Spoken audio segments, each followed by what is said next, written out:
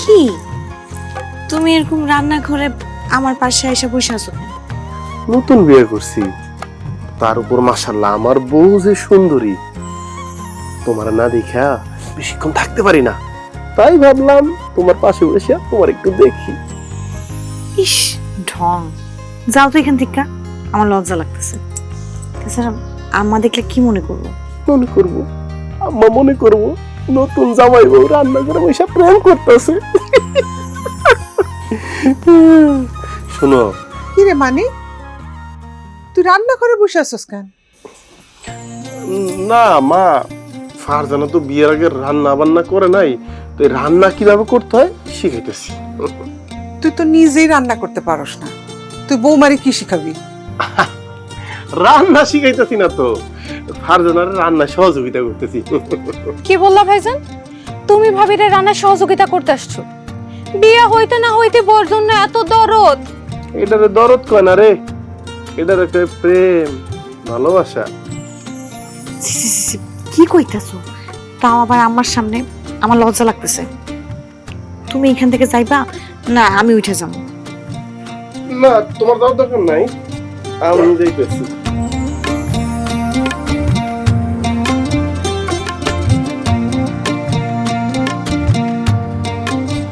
বৌমা তুমি যাও, আমি রান্না করি, তুমি মানিকের লগে গিয়ে কথাবার্তা কর, যাও। না না মা, আমি কোথাও যাবো না, আমি রান্না বান্নাই করবো। আপনি ঘরে গিয়ে রেস্ট করেন।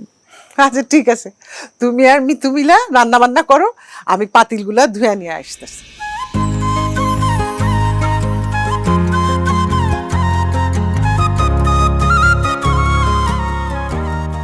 কি ভাবি, রান্নাঘরের মধ্যে প্রেম শুরু করে দিছো? দুষ্টু।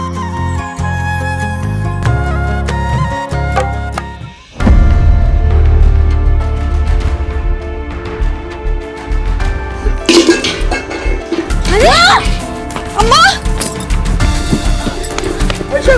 আম্মা, মানে মা উঠো, কি হয়েছে? মানে তোমার কি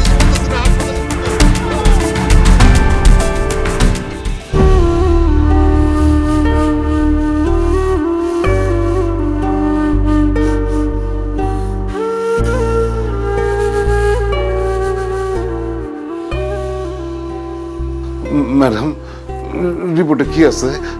আমার শাহানার কি হয়েছে? চিন্তার কোনো কারণ নেই, আপনার স্ত্রীর গুরুতর কোনো কিছু হয় নাই।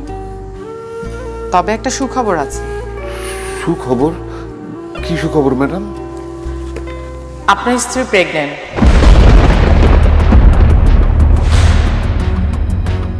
উনি মা হতে চলেছেন।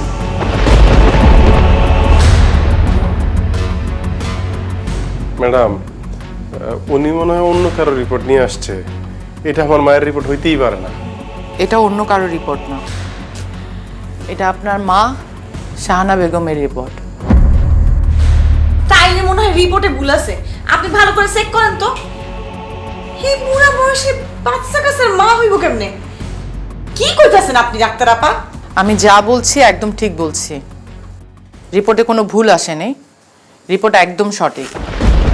তাছাড়া ওনার শারীরিক কন্ডিশন দেখে আমি বুঝতে পারছি উনি প্রেগনেন্ট। তারপরও আপনাদের যদি সন্দেহ হয়ে থাকে তাহলে আপনারা অন্য কোথাও নিয়ে টেস্ট করাতে পারেন।